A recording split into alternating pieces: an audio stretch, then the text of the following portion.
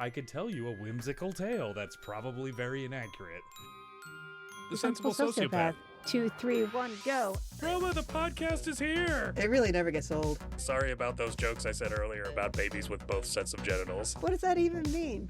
You know, I'm willing to risk my life for this podcast, Roma. Ugh, that sounds insane. I'm also willing to risk your life for this podcast. Periods are not just for women. And you'll get to red pill yourself if you choose to. Come on if you're thirsty. Take off their underwear and relax with their uncle. It was kind of traumatizing. White people are bad and do bad things. How fast can I eat your ass? I mean, you know, you look at me and you go, this is an international man. My whole life is a sham. And you can't get the white Oreos, that's racist. I think I counted like 25 racially charged jokes. White privilege allows me to turn off someone's headlights. I was just being agreeable. Roma, when was the last time you were agreeable? It's been days. Also, if you try to poop really hard, sometimes you'll come. You would think that we'd have our shit together. It's the enema for your face. Yeah, I was gonna say cleaning's for women. I'm not a lady, Roma. Oh, this is so gay. Let's try to be inclusive, Roma. What does that even mean?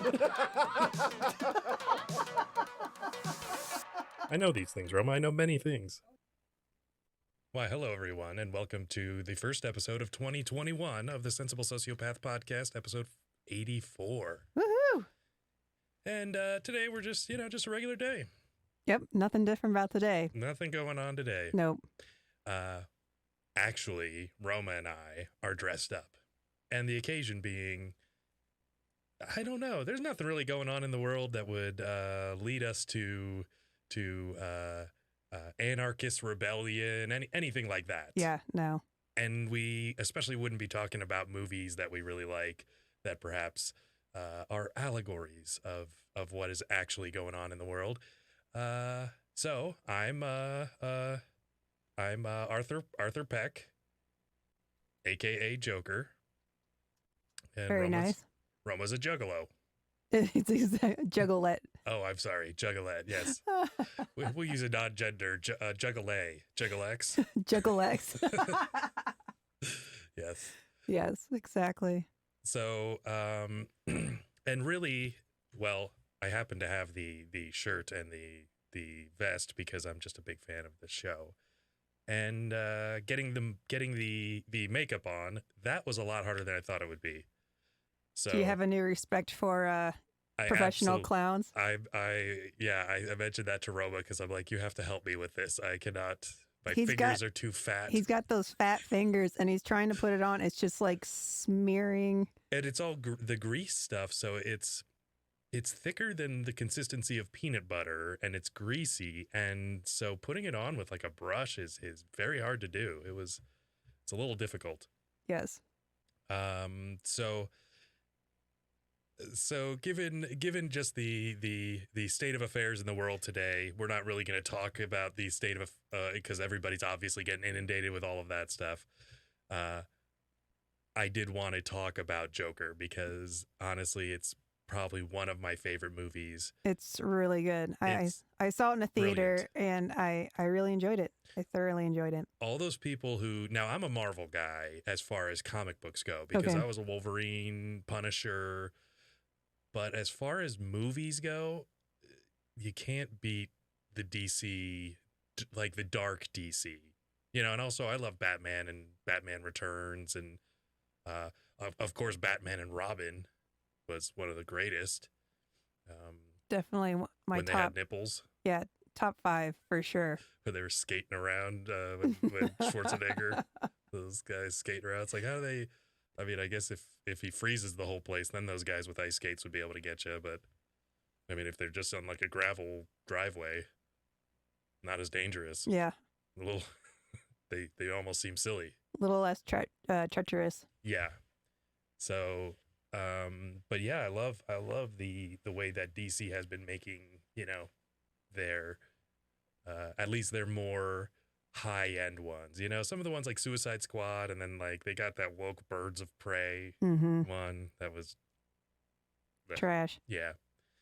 But I guess anytime you try to go woke, and well, the original one with what's her name? Harley Quinn? Yeah. Was that it? It was terrible. Yeah. It was awful. Yeah. I mean, everybody loved Joker. I guess he was okay, but the movie itself was just awful. Oh, Jared Leto as Yeah. Joker. Yeah. And I liked his interpretation of it. I thought it was fine. Yeah. But like the weird witch thing with tentacles or whatever that they end up fighting, I don't know. It was just so terrible. Yeah. Well, and I do think that, yeah, I do. I like how unwoke Joker is, because really it's about, if you're using that kind of 4chan speak and all that stuff, it's all about like incels, you know, people that are just kind of losers. They can't get the ladies. Nothing particularly wrong with them. I mean, obviously he's mentally ill, but like all the people around him are also in that same kind of case. I mean, they're all living in this shitty, 1980 something Gotham, and that's when it was set. So it was set in 1981.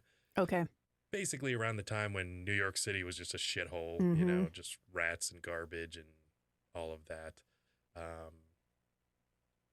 Yeah. So do you want to give a shout out to? Yeah, let's do that. We've got Steve S, Steve H, Sarah, Daniel, Kat, Margot. Excellent. Let's see what we got here. I'm glad you're all here. Dan said he thought that the Joker was wonderful. Sarah says no spoilers. Well, guess what? The movie's been out for how many years? 2019. So yeah, we won't give. I mean, it's been longer than 2019. No, 2019. Yeah. Okay. They wrote it in 2017. The guy who directed it was half the screenwriter. 2018 was when they shot it in New York City and Jersey City and somewhere else. I think Newark. So they basically just picked shitholes. Yeah. and then they released in 2019 to I think like 11 Oscar nominations. So very, very. Steve H says that Suicide Squad was awful. Yeah. We've got a lot of people were liking our outfits. Have you noticed Roma's shoulder pads? I don't know if they've noticed your puffy shoulders. They're ridiculous.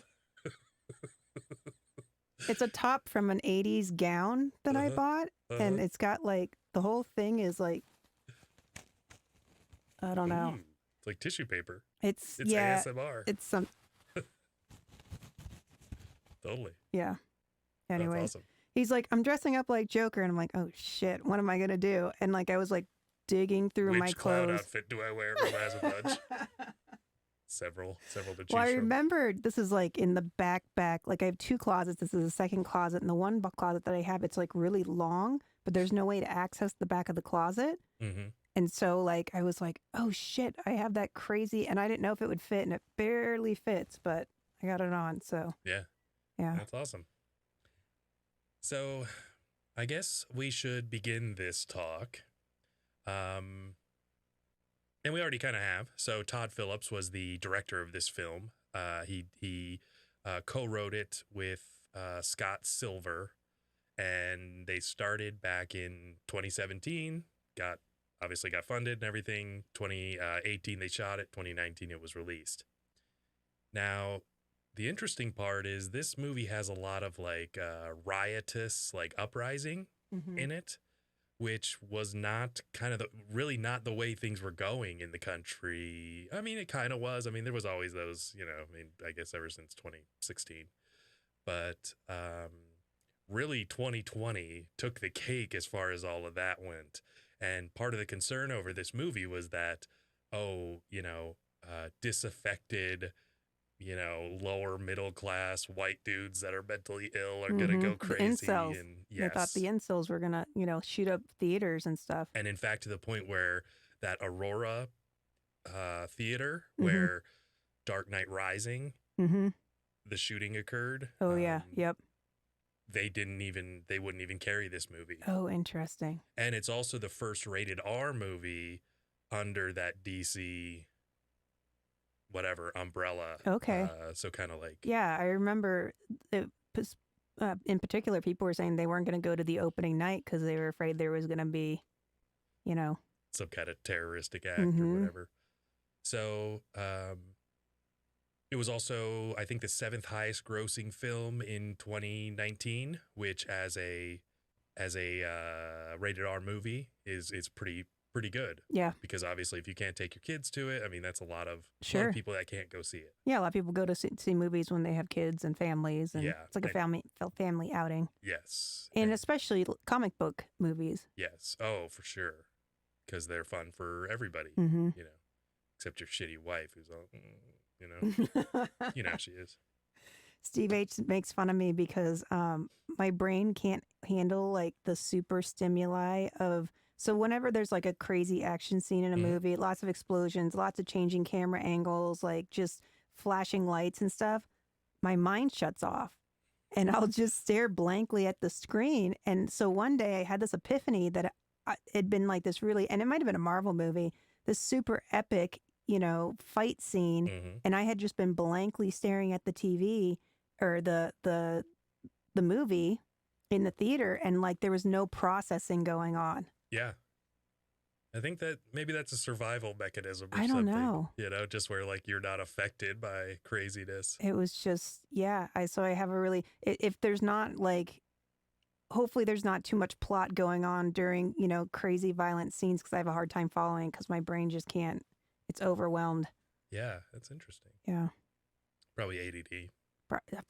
They put me on Ritalin though, and I was so cracked out I couldn't even function. So I don't think so, because No, you're supposed to snort it, Roma. Oh. Yeah, or you're not supposed to. Whatever you were doing, do the opposite. Freebase it, whatever. Pick something or the other.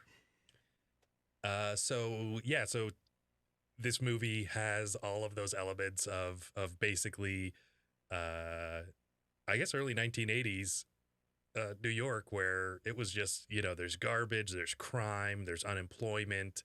And the main character, so Arthur Arthur Fleck. That's what I was thinking. I was like, Peck isn't right. He was an old dentist I had. Very, very good clown, though, also as well. Yeah. He's just a loser, mentally ill. He lives with his mother. Yep. Penny. They share a bed. He bathes her. That's a rough scene. Like when that's like one of the opening scene. Yeah. Yeah, it's. I don't know. Super awkward. Yeah, and you know, but he's a good son. She's a good mom. She's a little out there.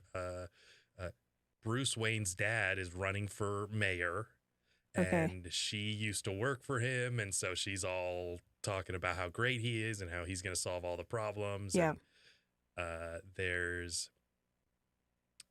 he is a fledgling stand-up comedian.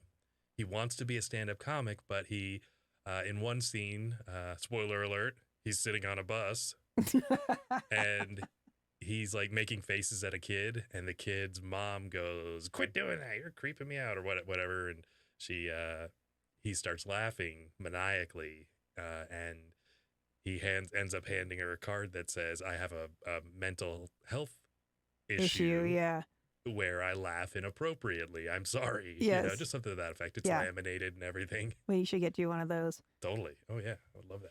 I don't know if you laugh inappropriately, but you definitely say Roma. You definitely say inappropriate things. Yeah, I say inappropriate things. By the way, Steve H says that largest grossing R-rated movie ever was Deadpool 2. Okay. See, because I was going to say, I think Deadpool 1 was the first rated R Marvel cinema universe. Then Logan, which was the Wolverine movie. Oh, yeah. That was pretty good. That one made me cry. Did it? Yeah. Yeah, it was pretty good. But I just love Wolverine and all that stuff. And then Deadpool 2. I think those are the three ones that were done right. Mm-hmm. Oh, Punisher movies. There were Punisher movies. At least Punisher Warzone. I bet you that was the first one. Yeah. Because the first Punisher with Thomas Jane was kind of soft. And then Punisher Warzone with Ray Winston? Something like that. Anyways, he's a badass. but like it was kind of off the rails because it was just like shoot 'em up, like smash glass in the face, and like I don't know, it was just it was all just gratuitous violence. Yeah. So they didn't Definitely my worry. favorite. What's that? I said definitely my favorite. Yeah. Dan says one of the best aspects about the movie is that Bruce had such a minor role with no origin to Batman. Yes, and that was kind of it. Is it was a reimagining of the roles of the origin stories, and so whereas like in the original Batman movie in what was it 1988 I believe it was, the Michael Keaton version. Yeah, that's So- my favorite one. Yeah, it was I think it was Jack Napier. No, Jack Napier was his boss. I think that was the guy who did the one-arm push-ups. Okay. He was in Curly's the Legend of Curly's Gold, City Slickers. So So hold on one second. Daniel's saying, good correction because Marvel's first rated R movie was Blade. oh, wow, interesting. And funny enough, in one of the follow-ups, I think it was Blade 2 or Blade 3, was Ryan Reynolds, and he had he was part of like a vampire killing team, Huh. and they took Blade with him, and they're like, "Hey, fuck you, Blade, you're half a vampire, and we're not," you know. They just kill vampires. So they like, we half want to kill you, but you're going to lead us and we don't respect you, but we will eventually. And he had a patch, a morale patch on that said, "Hello, my name is fuck you." That's funny. And actually I may have that exact patch. That would be awesome. Yeah. I actually made that patch because of that movie. Nice. Yeah. I And think only I've like a seen few that, months yeah. ago. I think I've seen that, yeah. But yes, thank you, Daniel. So he's a stand-up comedian. He before that, he's mentally ill, and so he's on like, you know, Medicaid or whatever you would call it. But he's on like social services, goes to this lady who's the worst what is she? The worst social worker in the world. She doesn't she doesn't listen. She basically just kind of like asks him like the routine questions that they just ask everybody, and he's like, "You're not fucking listening to me." And then right after he like pours his, you know, like actually like emotes, she's like, "Yeah, they're shutting us down, so they're closing us in like a week." He's like, "Well, where am I gonna get my medication?" She's like, "I don't know." So basically, he's just off on his own. But he's got his like little diary of jokes, and they're just some of the worst, most kind of tragic jokes. He's like, "I used to think, just like the title of this, I used to think my life was a tragedy, but then I realized it was a comedy." Great joke.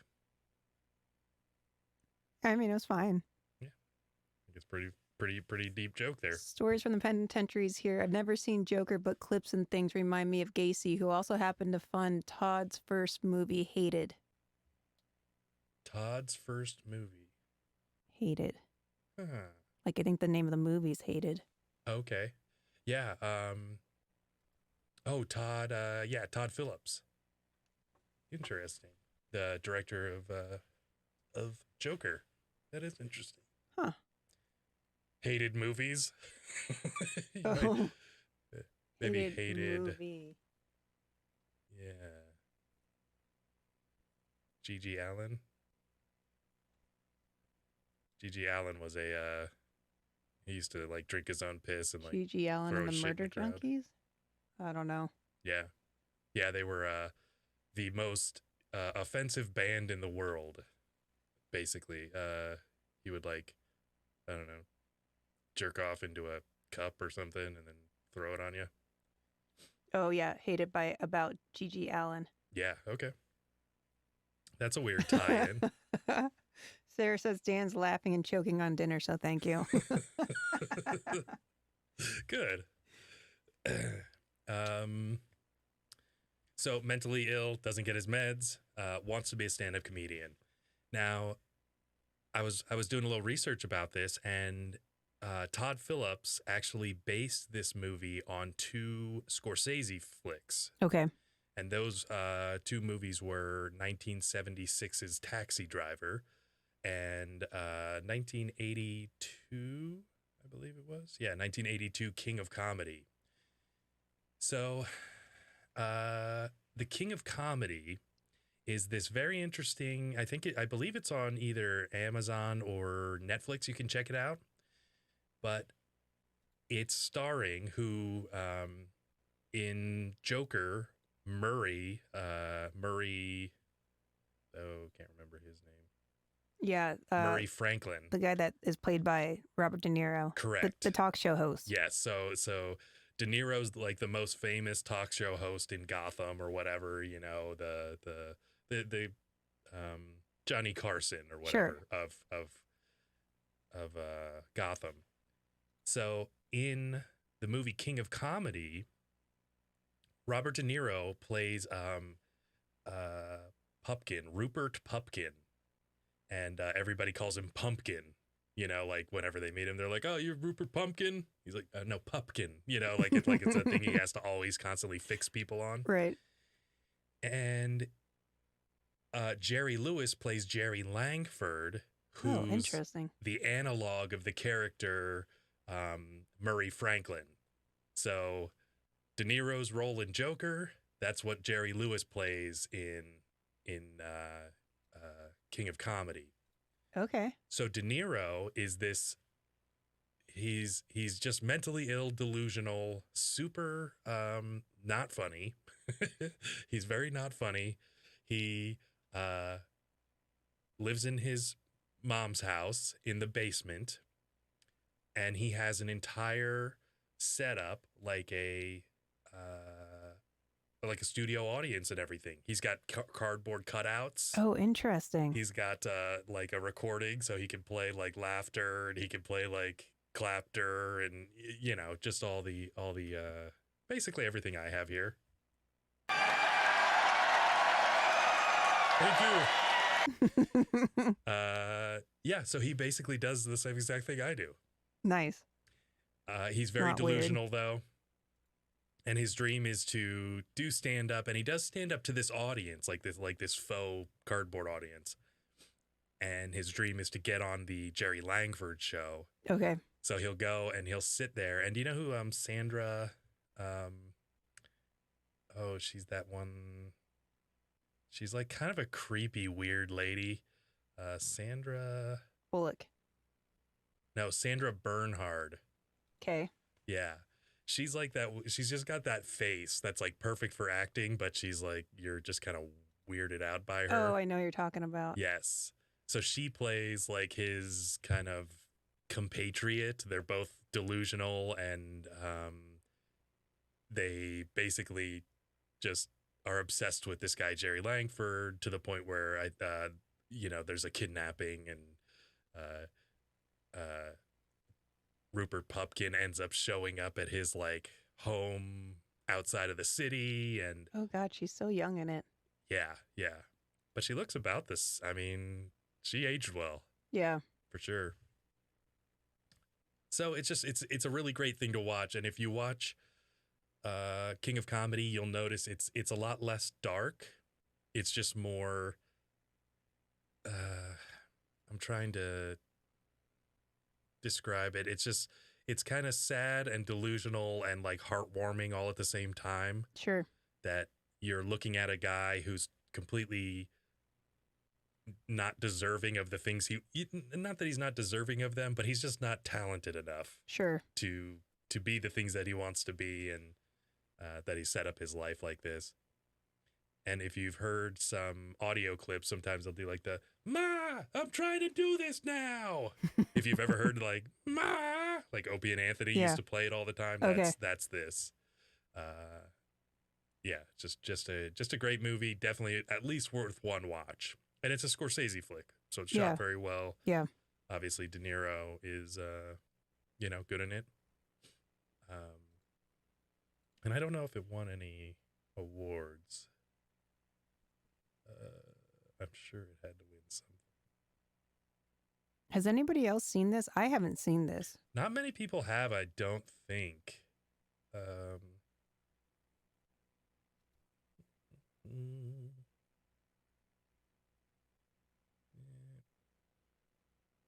Sarah Yeah. says, Steve, you need to watch Vulgar, Kevin Smith's Finest. Vulgar. I don't know if I have seen that I one. haven't seen that either. I didn't even know it was a thing. All right. I'll have to check it out. Yeah. I'm vulgar Sometimes. sometimes. Farts. See that? Hmm? I keep forgetting I'm in clown makeup, and then I look up and see myself in the monitor. Like, Roma, you look stupid. Oh, shit. I keep wanting to touch my nose. If Yeah. you're a professional clown, apparently you can't ever touch your face. Mhm. That's why when I was in the monastery, I would just put clown makeup on my penis. Oh. Yeah. Life hack. Just some slow brushing. Yeah, super life hack. So yeah, definitely Kings of Comedy, cool movie to see. You'll probably notice those sound drops and things that you hear kind of on different podcasts or different areas. You'll probably, if somebody's got good old taste in movies, they'll have some from that. So then Taxi Driver was the other influence on this movie, Okay. on Joker. And this is more where I think the psychosis and the dark side of it comes from. And so Taxi Driver is another Scorsese film, and it was based in New York City. Came out in 1976, which is starring De Niro as Travis Bickle. And Travis Bickle's a Marine Corps veteran. He came back. He's mentally ill, insomniac.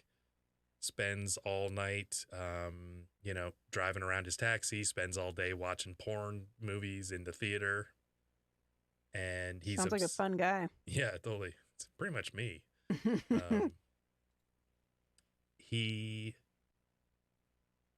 becomes obsessed with a lady that's working on a presidential campaign. Okay. And after he, I guess he's just obsessed with her and like just kind of like parks outside of her building and watches her and stuff. Yeah, totally normal. Yeah. And then he ends up she sets him down a course after they have a conversation when she's getting a ride from him, where he feels he has to change the world in some way. And there's a 12-year-old prostitute, a young Jodie Foster, who he like befriends. And 12, Jesus. yeah, at one point he so she's a runaway and a prostitute, as all the good ones are.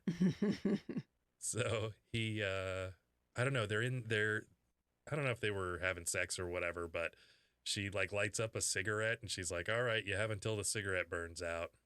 And so I guess that's like how long prostitution lasts. Okay. So I'm like, that's kind of cool, pay by the cigarette. Simpler times. Cigarette goes right out. So her boyfriend is a young Harvey Keitel. And, Oh, okay. I believe his name is Matthew or something. Yeah. Who's a pimp.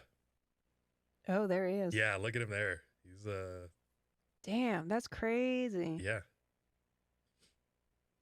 So he is the pimp that obviously pimps her out, and so Travis ends up kind of the big showdown at the end is between him and these forces of evil.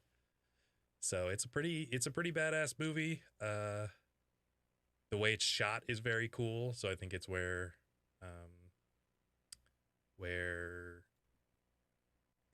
there is De Niro's been pretty buff for a couple roles, Yeah, couple few. Another one was Cape Fear. He was pretty buff for that. I still haven't seen that. Oh my geez, Roma. I know. Sounds scary. Yeah, and this is the one where he actually took drawers from a desk with the action of them, and so he made it so a gun would pop out of his sleeve. Oh, that's cool. It's like, oh, you talking to me? In the mirror. I don't see anybody behind me, so you must be talking to Yes. God, I haven't seen that movie in like 20 years plus. The next use of that was Django. shooting Leonardo DiCaprio in the chest. Oh, that's right. Yeah, Yep. another good one. Yeah, that's a great movie. So, yeah, so Jodie Foster's name was Iris, and yeah, 12-year-old prostitute. So two really good movies, very good basis, same time period. You know, it's 76 to 82. Joker was in 81, supposed to be in 81, which is another great part of the movie too, is that it really feels like it's that time too. And, you know, there's no cell phones, there's nothing to distract you. Right. It feels like. Yeah. From like going like, oh, that's out of date. Mm-hmm. Because I know, like, it seems like after, you know, 1999, you're judging everything off the technology, whether or not this is relevant anymore. I could see that. Yeah. Yeah. So I think if you go back to a time that's way before that, it's just you just can just enjoy it more. It's just life. So yeah, it's a great movie. He has these great scenes between him and the other clowns. You know, they have this like clown school thing, or this clown like. Wait, which movie are we talking about? Joker. Oh, Joker. Yeah. Okay, yeah. So there's this like clown agency. I guess it'd be like a clown agency. Yeah, they all have like clown lockers. Yeah, they hire him out so that he can go do, you know, street performances or whatever. Exactly. Doesn't he like holds a sign outside? Yes, and then he gets assaulted and he gets jumped. It's one of the first scenes in the movie. That's right. Is, yeah. Beat up by a bunch of ruffian kids. Mm-hmm. I thought it was kind of cool because they like look Hispanic or something. So it's like, oh, actually, you know, like they didn't like pull their punch on this one, you know, and go, oh no, they have to all be white kids or else it'll be racist that these kids, you know, assaulted him, even though they didn't like rob him. They just took his side and then chased him and, you know, fucked him up. Dan says Alien Resurrection was the next to use the extension gun. The extension gun? Oh, okay. Resurrection. I don't remember that one. Yeah, I've never seen it, I don't think. Mm-hmm. I've seen Alien Erection, but not Res Erection. So it's a different movie though. Different extension. Yeah. But he kind of goes crazy. I think he was already crazy, but he kind of goes crazy and he wants to like, what was his whole motive? He wanted to take revenge on the world or? Yes. So I think he was just sick and tired of the crime, it's almost like that power struggle that we see all over the place that you have the haves and the have-nots, and they're two very different, you know, two very different worlds. They seldom collide, and I guess it was just kind of that fed up nature of like, we shouldn't be like his mom, Penny, when he's bathing her. She's saying things like that. She's like, oh, well, if, you know, Thomas Wayne knew we were living like this, he would do something to fix it, you know, because he says we're all family and this and that. And there's some other things, too, that kind of drive him over the edge. And one of them being, you know, who his father might be. And, you know, I don't want to ruin anything. And you actually never really know either. Yeah, it never really comes out. Because it could have been halfway. It could have been that basically Thomas Wayne and her had an affair, according to Penny. However, according to the Wayne family, she's insane and she had adopted him and he had been abused by her and her boyfriend at the time. Sure. Because his dad was out of the picture. No father figure. See? Yep. It's important. So but the other side of that is, what if Wayne had like some fake documents created that would reveal that he was adopted and all this stuff, you know? You know what I'm saying? Yeah, definitely. So like he had the power to, if they did have an affair together and she did get pregnant, he could make it seem like she was crazy and, you know, so potentially she could be right. But I think that's the less important part, is that, you know, is that she is more like is that she's right or not. Really, it's just there's the questions there, and yeah. So he's obsessed with Murray Franklin. He ends up bombing on stage for at which then the recording of it gets on Murray's show. And so Murray then invites him on. Oh, that's right. And he calls him a joker. He said, and he just makes fun of him. He pokes fun at him because Murray's been doing stand up, in the TV or whatever for a long time. And here he is punching down, as they say. Mm-hmm. So, let's see. Steph says clown face, and that we're disrespecting the clown culture. I told it was cultural appropriation. That's right. And then Dan says director for Batman Forever and Batman and Robin, Joel Schumacher directed Alien Resurrection. Oh my God. And he made Batman really gay, I think. I think he's a gay director, and that's when it was like all these like red lights and the Riddler's in his like spandex suit. It's just like they have nipples. You're like, okay. Seems like a little off the Tim Burton beaten path. Yeah. Where Danny DeVito's riding around in a rubber duck. He says tank. Ripley was cloned and mixed with alien DNA to be more badass than she was. Did she have a more badass bush? Because she really filled out those panties in the first one. He says, fun but ridiculous addition to the Alien franchise. Good cast lineup in it. Okay. Yeah, I love the Alien movies, too. Those are awesome. Alien vs. Predator. Mm-hmm. Or, well, Predator is my favorite of all those. But Alien vs. Predator, just a badass crossover. Yeah. I think those were from comic books, too. But I'm sure Dan would probably know that. Yeah. I don't know. So,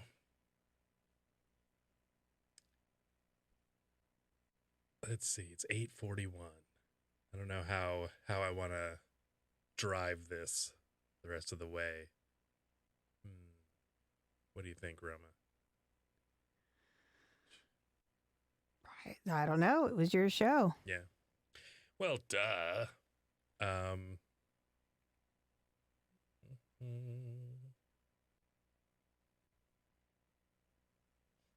I do remember when it came out there, because at the end there's like it's not like a riot scene. I guess it kind of is.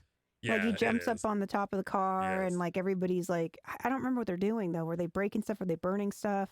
Yeah, so And this was before we had those riots. Mhm. Which is the coolest part, because I didn't actually see this movie until sometime in 2020, like Okay. later in 2020 actually. So it was probably within the last little bit. But yeah, I just went and got it off of Netflix or Redbox, and I just watched it and I was like, holy shit, this is like predicted. Mm-hmm. I mean, not that we haven't had riots before, but yeah. So the way that all came about was he was riding back in a train. Okay. So we talked about him getting jumped by the ne'er-do-wells. mm-hmm. And when he got jumped, one of the guys gave him a gun and said, hey, Oh, you that's need to right. protect yourself. Yep. So he's like, here's a 38 with a box of shells and stuff. And he started carrying around the gun. Well, he was at a children's hospital dancing around and doing this stuff, and his pistol falls out. Yes. And he like goes, like grabs it and sticks it back in his pants. And so then That's what got him fired. He gets fired. So just compounding, no more medication, doesn't get to, see the therapist that really sucks. He sucks at stand up. He lives with his mom. Now he gets jumped by kids. Now he loses his job as a clown. It's just kind of a shitty scenario. Shitty run, So yeah. that's really where it goes. And then, of course, yeah, he's off his medication. So he's just going off wherever that goes when he doesn't take these meds. I think he was on 7 different medications is what the social worker said. Yikes. And he's like, He's like, hey, can the doctor up my medication? She's like, Arthur, you're on 7 different medications. It's like, they just don't want to feel so bad all the time. Mm-hmm. So it's just sad, And he gets jumped, and then he gets the gun, carries it around. He's going back on a train, and there's these 3 drunk guys, and it's like late at night. There's only one other lady in the train, and the guys start, they're just like corporate douchebags, Wall Street looking guys, but they work for Wayne Enterprises. So they start like fucking with this lady, and he's just sitting there, and he's just kind of looking at them, and then he starts laughing, cackling, and they come over, and they're just, drunk and fucking with him, and so then they start roughing him up, and they kick the shit out of him, kick him down to the ground, and he rolls over and plugs one of them in the chest, and then shoots the other one in the leg as he's trying to run out because his friends just got shot. Which is much like, what's the guy, Bernard Getz? I don't know. Back in New York in the 80s, Mhm. there was a guy, and he ended up carrying a gun. I think look up Bernard Getz. Let's see if we can figure out that story. Bernard. There it is. Yep. So Bernard Getz, best known as the subway vigilante for shooting 4 teenagers during an attempted mugging in the New York City subway car. Oh, interesting. Best known for his moniker. Yep. So basically, he was assaulted, and I think they wanted to mug him, and the thing about it was how he like overreacted. Sure. I mean, obviously, if you gun down 4 people, Sure. it's hopefully you have a good reason to do so. So anyways, it was very controversial. It's racial because they said, I think it was 4 young black guys, Okay. and then he's an older, I don't know, white Jewish guy. But I think that was probably when they stopped allowing people to carry guns. Is this in New York? Yes. Oh, yeah, New York City subway car. Correct. Yep. And I think he killed 3 of them, and then shot the 4th one and paralyzed him or something. And he said, "Oh, you're not dead yet," or he said something like really fucked up, like, "Oh, you're not looking so good," or just I don't know, whatever was supposed to be his catchphrase that didn't quite turn out right. So, or "you don't look so bad," something like that. I don't know. Yeah. We'll see if it's on there, because that's a kind of an interesting part of it. So much in the same way, Arthur Fleck takes care of these gentlemen, obviously kind of an overreaction. So there is one witness, which is that woman. And and as the one he shot in the leg, he like chases him and then ends up gunning him down before he can run up the stairs out of the subway. So he is so they basically have the description of a guy in clown makeup, or they also said a clown mask, because they weren't sure who they weren't sure who it was. And that's how this whole vigilante like movement came along in Gotham. And so that's why they were all wearing masks, and that's why he became this, this representative figure. Nobody knew who he was, but they were all wearing those masks. Right. And then that's when the detectives started kind of coming around and checking him out, and because they're just looking. Well, I guess there was a story about him having a gun. They went around to the different clown colleges or whatever they were. Right. Well, you got to think about it, because back, when did you say it took place? 81. 81. Mm-hmm. Yeah. I mean, New York City was a shithole, Yeah. and people were disenfranchised. And, it's kind of that old thing of where the people in charge are doing fine, and the rest of the city is, is poor leadership. Yeah. Yeah. It's just poor leadership, and people are voting, and it happens, now a lot of times, and it's always in Democratic cities. People Mm. keep voting in these Democrats because they're telling them what they want to hear, and they think, oh, that's the party for me, and you just vote Democrat down Mhm. the ballot, but they're getting these people in that they're not doing anything. It's job security, and they just, it's like how many senators don't live in their districts. Yeah. How many, it's like the governors and the mayors and stuff, like they're living, well and fat, and they have these like nice Sure. homes and all these things, and then, in their districts, it's totally poverty. Drugs, killing each other, Yeah. yeah, it's a real shame. And that's exactly what that represents is basically you have the juxtaposition of Wayne, Mhm. and those Making all people. those promises, Yeah. Wayne and Murray, they're the Thomas Wayne and Franklin Murray, they're the haves. And then Mhm. you have people like him and Penny, Arthur and Penny, that are just the have-nots, and they're everything about it sucks. Nothing is pretty, nothing probably smells good. It's just a bad place to be in their whole lives. Mhm. And these douchebags on the train, well, they were the middle of the road. They were the from that, but not quite enough that they have a limousine to go home in. Right. They're working their way up in this, Right. while everybody else is starving and poor, and then they're treating everybody like assholes. You keep your mouth shut, nothing bad will happen to you. Definitely. And so it's really just that justice, that vindicated justice that I think eventually people cry out for if they don't have justice in their life. Well, and I think that's that kind of goes back to, we've seen all this rioting this past 2020, Mm-hmm. and I think a lot of it had to do with the lockdowns and people not having jobs, Sure. not having purpose, not having things to do, not having money. Yeah. That's And absolutely it. and the political figures don't care. Yeah. It's not affecting them. Everybody that's in politics is getting paid. Mm-hmm. They're all getting their paychecks. The cops that are enforcing these laws are all getting paychecks. And, they're Well- telling people that they can't work. And then they're like, well, we'll give you some relief. Yeah. And they give us, what is it? $2,100, or no, it was $1,200 when it first started, and then $600. Yeah. 9 months later.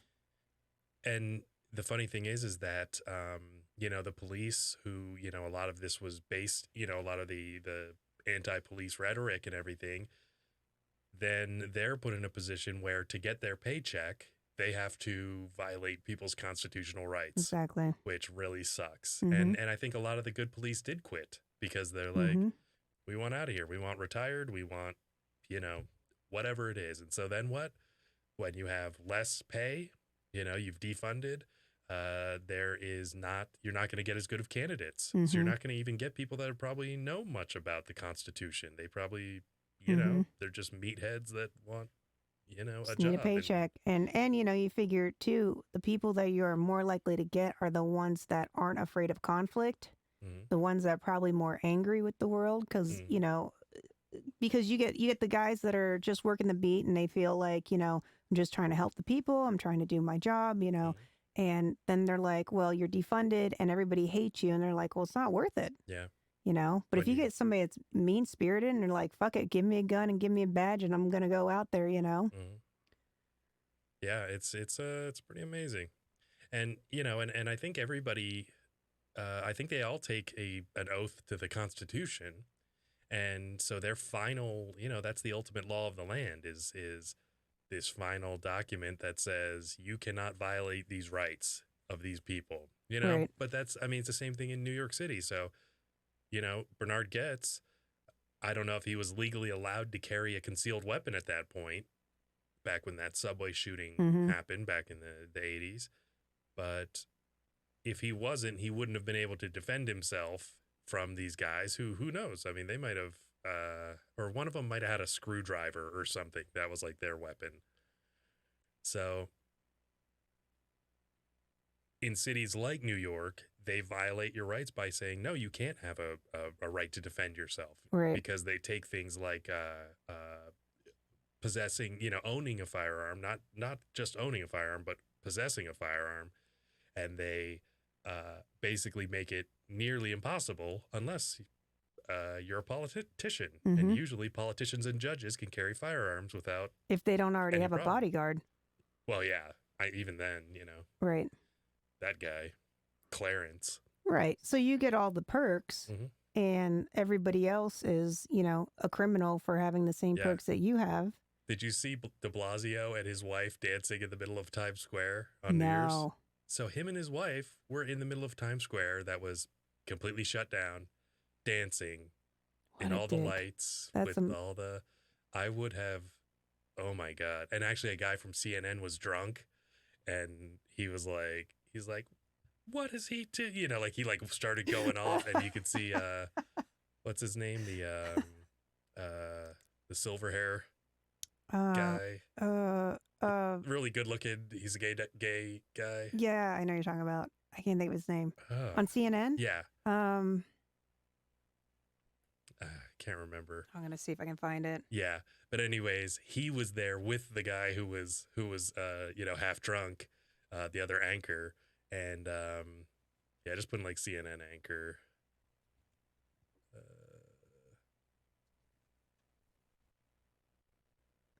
He's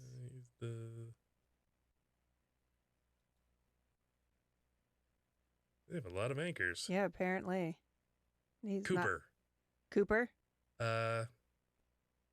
Cooper something Cooper. Cooper Anderson. Anderson Cooper. There Anderson we go. Cooper. Anderson Cooper. So yes, Anderson Cooper was there, and he was not apparently as drunk, and so you could just tell he's like, "Fucking shut up! I don't we're on live. Yes. You are not allowed to say that the mayor of New York is the biggest asshole in the world for Yeah. dancing with his wife." Yeah, but that's how they are. yeah. And they Actually, don't even care. Bring that up, Roma. Okay. Please bring it up. It's so upsetting, and this is why things happen to people. This is why people go off the deep end, is because so in New Year's 2020, everybody's out, everybody's having a great time. Wait, who'd you say it was? De De Blasio. Blasio? Okay. Times Square dance or Times Square New Year's. Yeah. Yep. Tone deaf critics blast. Yeah, it's a video. You'll see it on there somewhere. But this is why people have issues, Yeah. So in the middle of Times Square, they've got their little stage, and it's him and his stupid wife dancing, just as romantic as could be. Right, but you're not allowed look, to. Yeah, look at that skyline. Don't worry, he's got a mask on. Yeah. This is what Times Square. Oh, look, they've got their own confetti. It's sickening. Go ahead and cancel that. Yeah. I was almost physically sickened watching that when I first saw it. It's just unbelievable. Yeah, all those people locked up, all those people no jobs. No, you can't go out. Mm-hmm. You, you can't even go to the park. But we're gonna set up this whole thing for this, this king and his wife too. Right. While people are having to just sell everything, move out of the city. Let's see. Do as I say, not as I do. I'm smarter and know better than you. Yeah, it's true. Our Yeah. government officials all went traveling over Christmas break, Mexico, etc. While we were on lockdown, many of them resigned. Good. Fuck them. Good. That's awesome. But see, here's in my Canada, biggest though. point. Yeah. Yeah, at least you guys have some morals. Here's my point, though, is it's like if they thought that it was as dangerous as they say it is, Yeah. they wouldn't be doing this because Absolutely. they would be terrified that they were going to die. But they're not because they don't believe it. And what, the only thing that I can think of is as to why you would be that way is if you are so afraid of the consequences of being wrong. So you would rather lock everyone down, destroy the economy, all of those things, rather than go like, oh, I'm sorry, I made the wrong choice. and some people died because of a choice I made. Because that's what a leader is. A leader is somebody who can take the weight of their decisions and making decisions that are tough. Mm-hmm. Because what the fuck do you need a leader for if there's not going to be any tough decisions? Right. You don't. Right.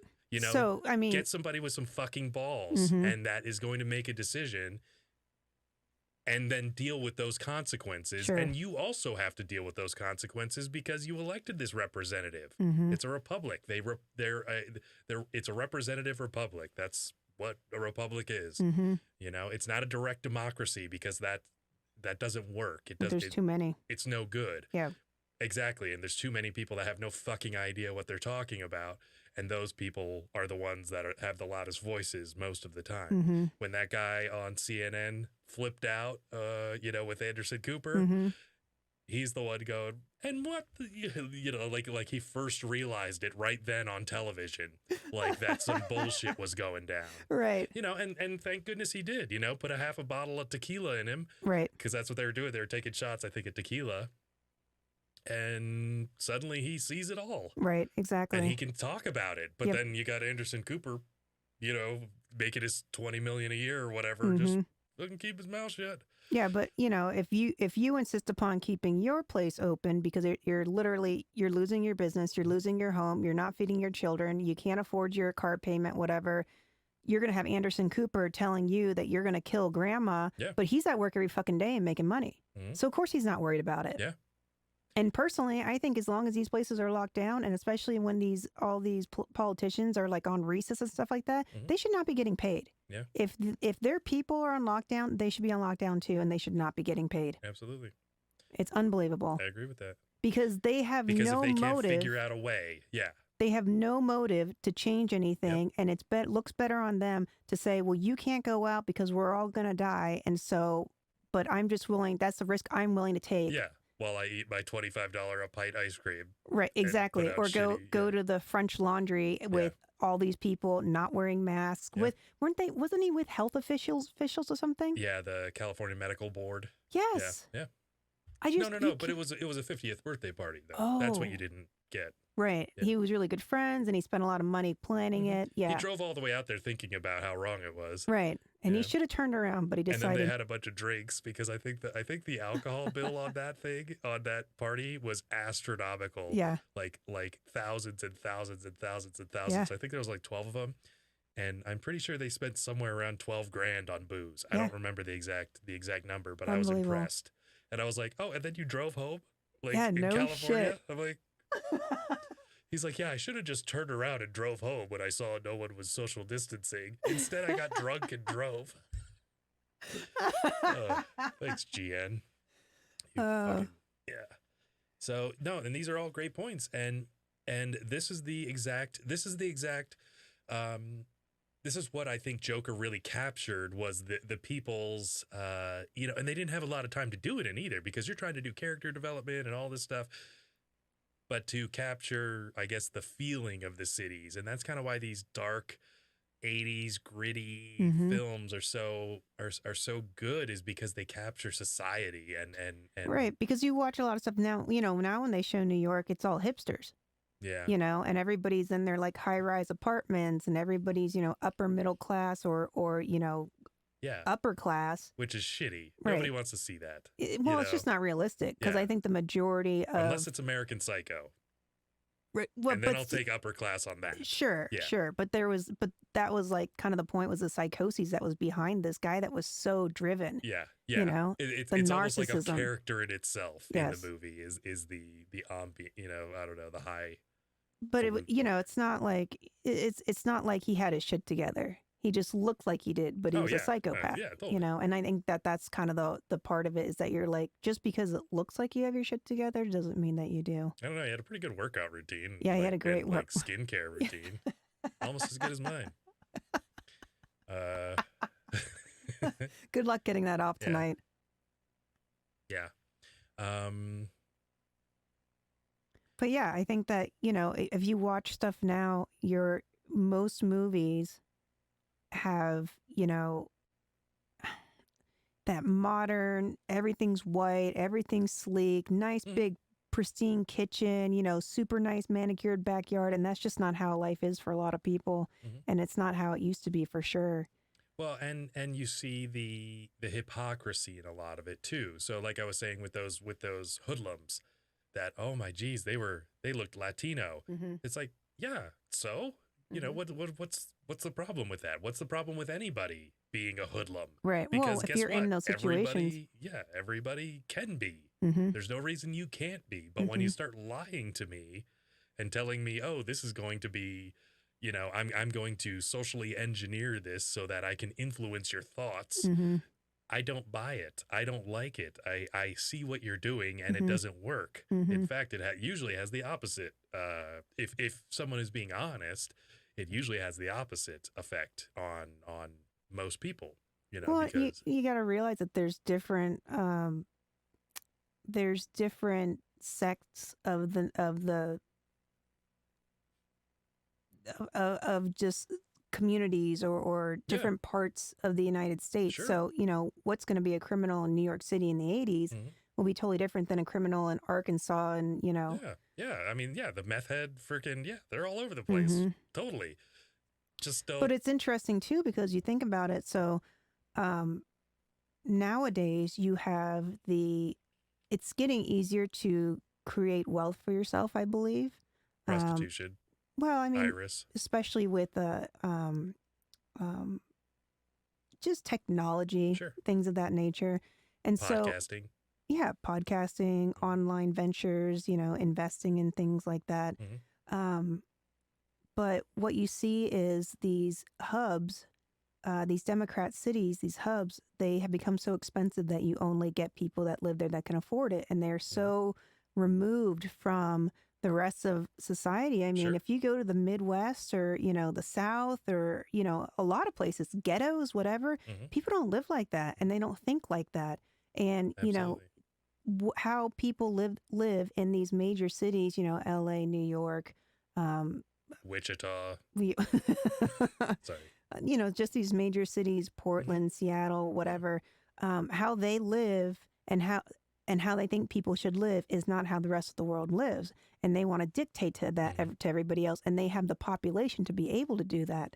If it was a direct democracy, but since we live in a republic and we don't use the Exactly. popular vote, but Which they is- always say the popular vote. It's like, well, who gives a shit? Well, and that's You why know. we have an electoral college. Yeah, So that for way, for now, yeah, I give that about 6 months. Yeah. And then, we also have a shitload of censorship. And so that's another thing is I was talking to somebody about communism and I said, the problem with communism is that there's no feedback mechanism on how shitty it is because you're not allowed to talk how shitty it is, Right. because part of the way that you get to communism is through censorship. Absolutely. So censorship leads you there and then it also keeps you there so that you can't go, hey, this way that we're doing things, it's totally inefficient and we can't even get food to this place and then we can't get, whatever water to this place and then we can't get this to that place because everybody has to share it equally and there's no kind of a system of barter and Mhm. cost and benefit and all that stuff. This stuff isn't working. It's like, well, then they just take you out back and they shoot you because Or they kick you off of Twitter. one less person to, And one that's less how they do person. it now. Exactly. And It's- so in these strongholds of I guess it's it's a rift between what is appropriate, what is inappropriate, what is correct and what is incorrect.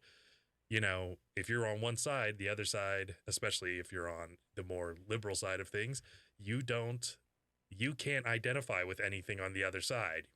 People that are not on that side, we can look to the other side and we can go, okay, well, we see what you're saying. Mhm. It's just not the way it is. Like, I see For why us. you would say that, Right. but you're wrong.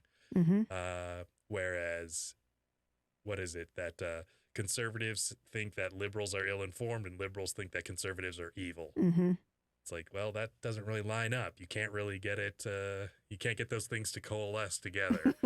So part of that is with, Silicon Valley and you end up hiring these, woke, whatever they are, people that all they do is go to college, get indoctrinated with Marxism, end up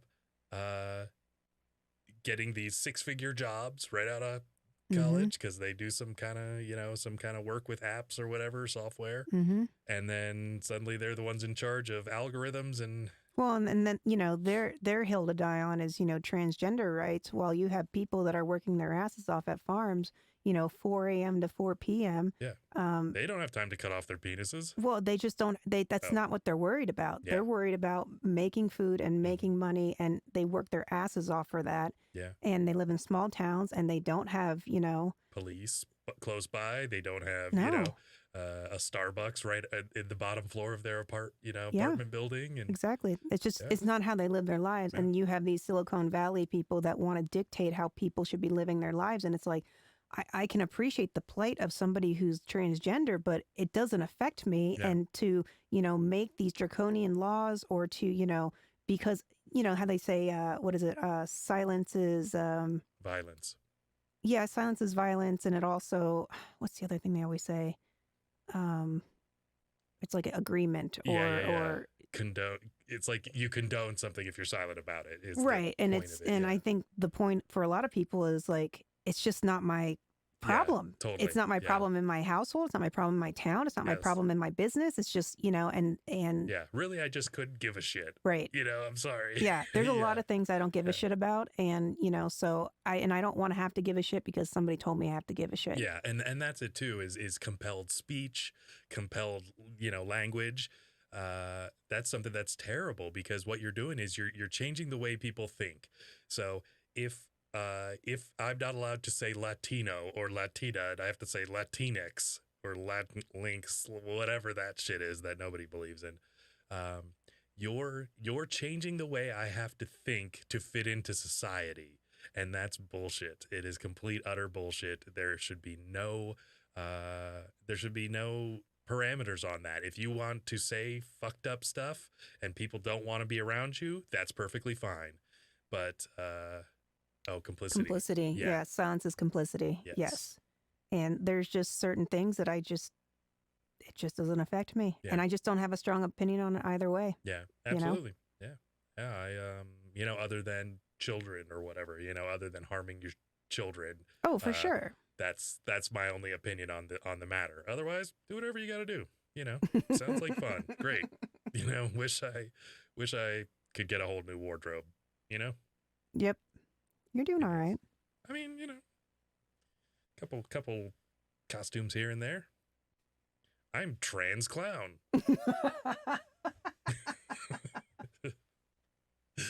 I am identifying as a clown today. That's right. Exactly. Yeah, but and I think when you watch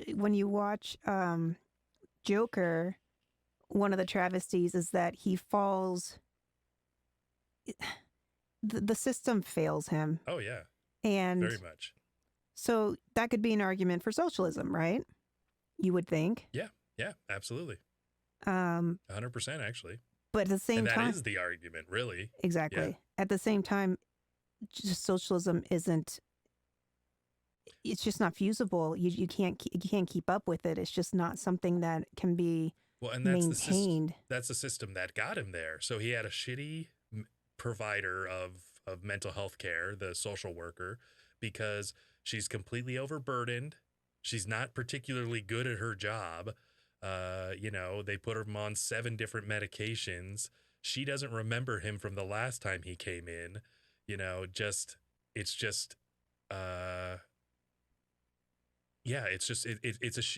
just one representation of how it's shitty. I'm sure his mom was probably getting, Social Security. That's probably how they kept the apartment, even though he had a shitty job as a clown. So I'm sure he's not making a ton of money. Basically the only thing they had to look forward to was the mail. Mm-hmm. Remember that? Mm-hmm. She's like, "Did you get the mail? Mm-hmm. Happy? Never been happy a day in my life." And I Yeah, think, and- all these people being downtrodden and, being in these situations where, and you got to figure too, when you're in those situations and you're living in those cities, taxes are really high. So you're paying all these taxes, which is putting people more into debt because they're not getting their paychecks and then they're not getting the social services that have been promised to them through paying all these taxes.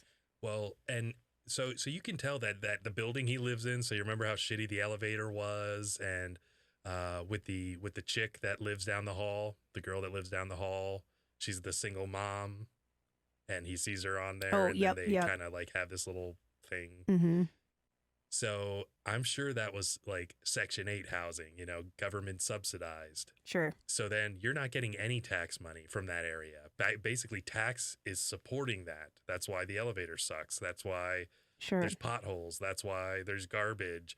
Nobody kills the rats, whatever it is. Right. That's why none of that stuff gets done. So you have these rich neighborhoods that are paying all the taxes and choking, corporations and stuff out so that people move out, but the ones that make enough money and can be there and have to be there for the name, for the, we're in Manhattan.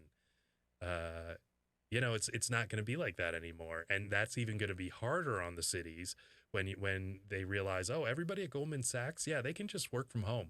Mm-hmm. They all have beautiful mansions. Why would they come into this shithole every day? And then guess what? Guess where all that money goes? And that's why California was saying, we want to tax people for 10 years previously. So if you work in California for more, I think that's what they just passed. If you work in California for more than 60 days, so let's say you're an actress, but you don't even live in California. You live in New York because that's the other place they live, I guess. Or you're a porn star or something, and you work more than 60 days there, you owe them taxes. I think for 10 years back or some crazy that? shit. Yeah.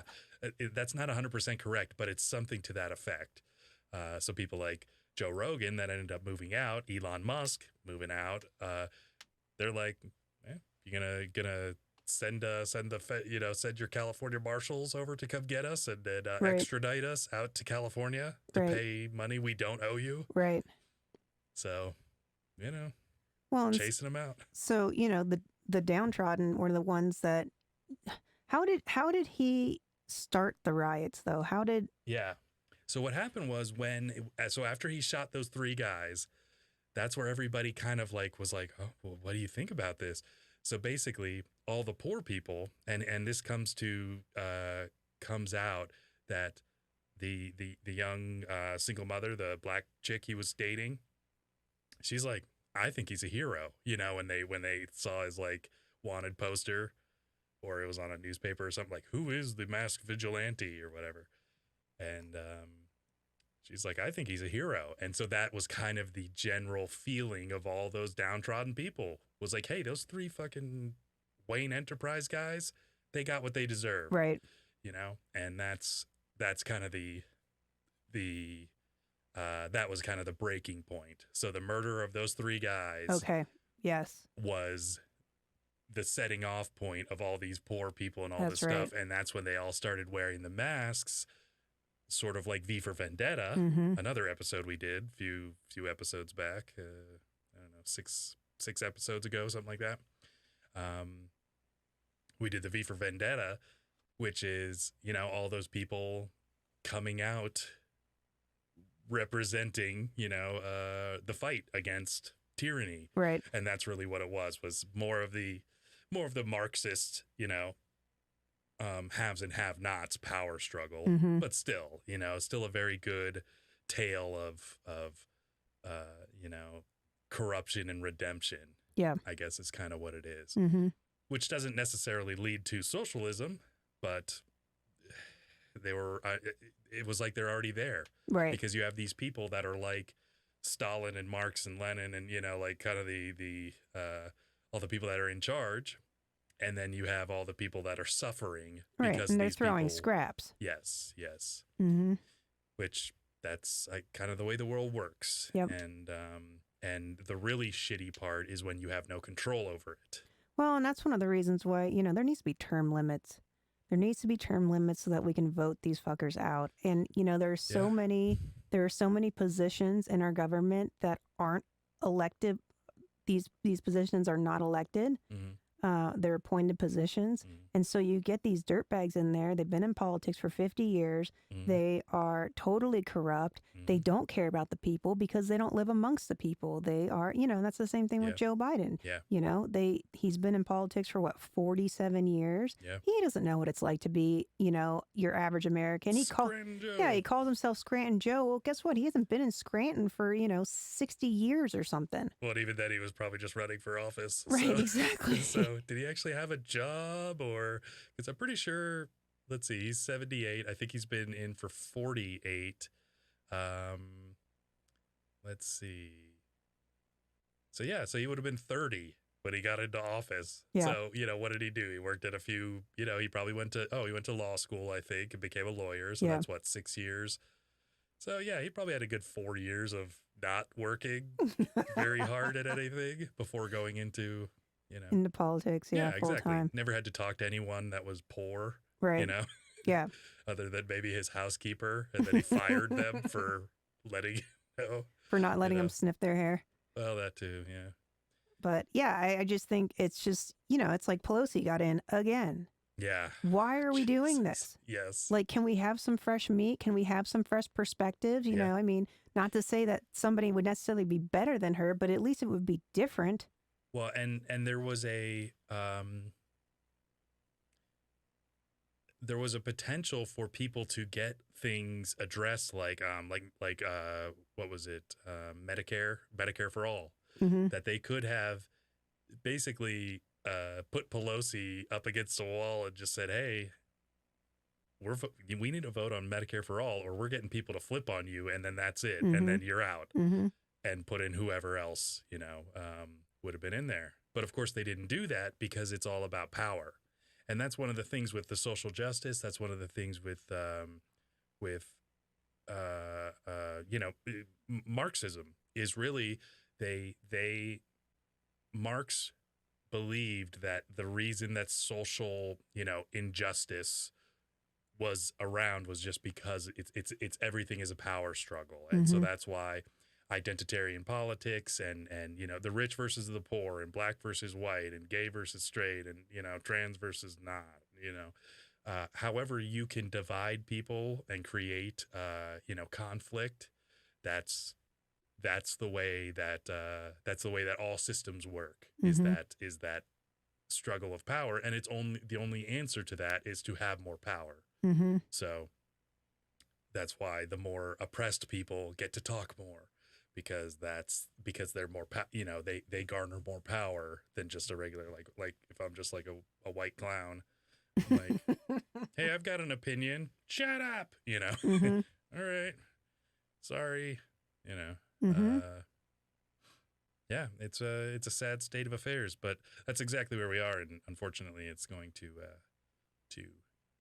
probably come to a head this year. Yeah. I would assume. Only get worse. I mean, Yeah. it's getting to the point where they're, trying to shut down Parler. They just kicked the president off of Instagram. They Twitter. I just heard that the Walk Away campaign is getting kicked off of Twitter and Facebook. Yeah. Yeah, which is just Which is a people's bunch of stories. liberals that It's just participated. right. It's just a bunch of stories of people that were Democrats and thought like, oh, wait a minute, this is a bunch of horse shit, and they changed their minds. And so now there's this major censorship going on, Mhm. and I mean, the stuff that we say, if we were a bigger channel, Mhm. they would kick us off or thwart us or Mhm. demonetize us or whatever in a second. Well, I'm all broken up about that man's rights. Thanks, Clint. Yeah, absolutely. Yeah, censorship, cancel culture, Sarah. Yep. It's it is no way to garner change, is to shut everything down. And when you don't have a feedback mechanism in any society, you think, and that's part of the problem with Twitter and things like that, is that you take all the right leaning people, the conservatives off of there, you just have this echo chamber that just batshit crazy, which is Mhm. why, so many people thought, oh, rioting, that's fine. People like that. Mhm. Look how many people like rioting. Mm-hmm. Okay, until there were some less some more conservative upheaval. Yeah, upheaval. Completely unarmed. Just one person got shot in the face by a cop. Hmm. But who But it's cares? the end of the world, and it's the worst thing that's ever happened. But Oh, you know, yeah, forgot that. our entire country didn't just burn for the last Yeah. 6 months or whatever it was. So But the most important thing there is I hope some people learn to be a little afraid because I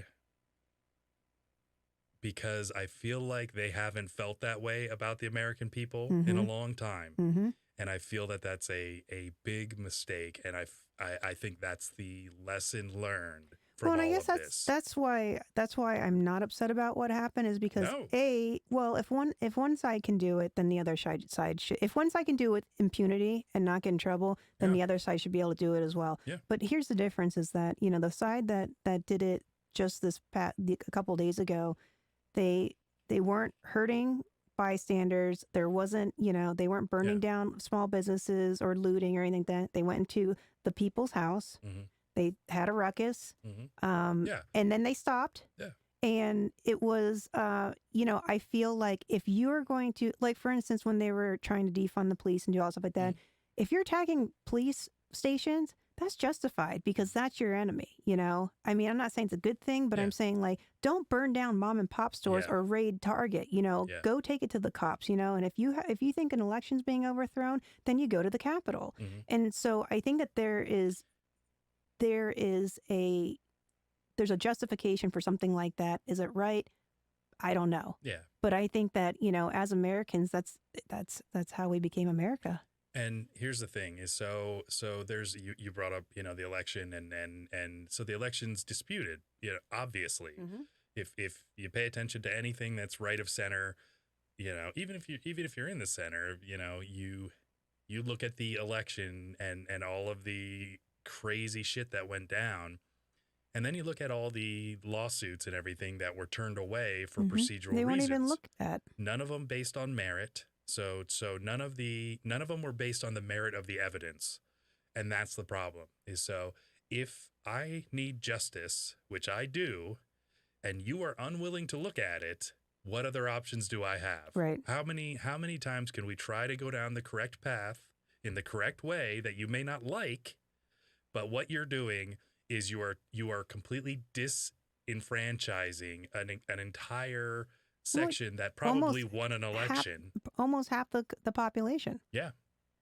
And that's it. And that's the problem is that there was no recognition of the fact that there were big issues that were never addressed. Right. And then when people show up pissed off, I'm sorry that a police officer lost his life. I'm sorry that Ashley Babich. I don't know what her name was. You should be saying her name. Yeah. I'm sorry that she lost her life.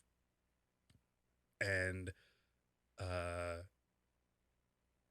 it's a tragedy that stuff like that has to happen, but unfortunately, sometimes it does have to happen, Well, and especially when you give somebody no other choice. Who wishes they would have overthrown their government? Venezuela and China. Yeah. And so it's just, I feel like it sent a message. Mhm. I don't know that it achieved anything, but I tell you what, all those people that were in that chamber are probably like, oh shit, that was a close call. Mm-hmm. Like maybe those guys with the guns the two guys with the guns that are like, if one person would have come prepared, things could have been completely you know what I'm saying? Like, I don't want to mention any scenarios, but let's just say things were so not as bad as they could have been. And that's great. I'm glad it was that way. Yeah. Now let's change things. Right. Exactly. Let's hopefully not get to that point again. So that way, and if the justice system worked, which obviously it doesn't, we would have never even gotten to that point. Yeah, But- absolutely. Because if you heard out the arguments and you were ready to dispel them or give them whatever, then that's Absolutely. fine. And I would totally go with it because I'd say at least the right avenue was taken. There was a process. Yes, the arguments were heard. If a certain side cannot defend themselves or cannot, provide the evidence needed to win their case, that's it. Well, then, sorry if you Yeah. You come up with the evidence 5 years from now. I guess we'll see it then. Yeah. But you need it now, and that's the problem. You know? Mm-hmm. Yeah, definitely. Well, and I just want to reiterate that it's the disenfranchised that end up doing things like rioting and, and that turn to violence. And so I think that, we need to have better conversations, and our elected leaders need to be listening and doing their jobs to try to solve problems, and not just passing legislation that says that if you're transgender, you can dominate women in women's sports. Yeah. I mean, like that's which is the real important stuff that, well, exactly. And that's it, like that's what everybody's up in arms about, or things like that. Yeah. And we should be. One more thing I just want to point out, because we're at the end of the show here, is that one of my biggest things is you get people out there that are, Black Lives Matter, they're trying to, they want to go out there and riot and loot or put white guilt out there or whatever. And it's like, when was the last time that you took your money you were going to take on vacation and went down to one of those cities and helped start a park or a garden or opened up a community center? Like, things need to be done, concrete things. Putting a black square on Instagram changes nothing. Yes. And our leaders should be leading these avenues, and they're not, because they're too worried about keeping people locked up for COVID while they go dance in Times Square. Yeah. And the part of it is, if, those people need to go open businesses in those neighborhoods, that's what needs to happen. They need to go open a fucking fresh fruit produce place rather than a fucking liquor store or a convenience store. Go for it. Yeah. And then you can worry about if police are necessary or not. Hopefully not necessary, but they might be. I mean, it's so complicated. People are exceptionally lazy. All they do is the virtue signal, and that's really all it is. And it's sickening, honestly. Yeah. Like, if you virtue signal, stop. Just start living your life as if you were the person you are pretending to be. Yes. That's what we want. Yep. Please. Okay, so check us out. We have a PayPal donate button, so please donate to us. We also have Patreon, so you can check us out on Patreon, Instagram, and Parler, so the Sensible Sociopath Podcast, or at SensoxSteve. We are subscribed to us here, notifications, share us with your friends. Please like this video and comment below, because that really helps with the algorithms. Yes. And then we also have BitChute and Rumble. So if YouTube kicks us off for being too cool, you can still see our episodes, because we'll still keep posting them there. I guess we wouldn't be live at that point. But we'll just bring everybody in the studio. There we go. Perfect. And then you can check us out on all audio podcasting platforms. And Roma, I'd like to close today with a little bit of acting from the episode. Oh, okay. Exciting. I will be playing Arthur Fleck and also Murray Franklin. Okay. So, how about another joke, Murray? No, I think we've had enough of your jokes. What do you get? I don't think so. When you cross... I think we're done here now. Thank you. A mentally ill loner with a society that abandons him and treats him like trash. Call the police, Gene. Call the police. I'll tell you what you get. You get what you fucking deserve.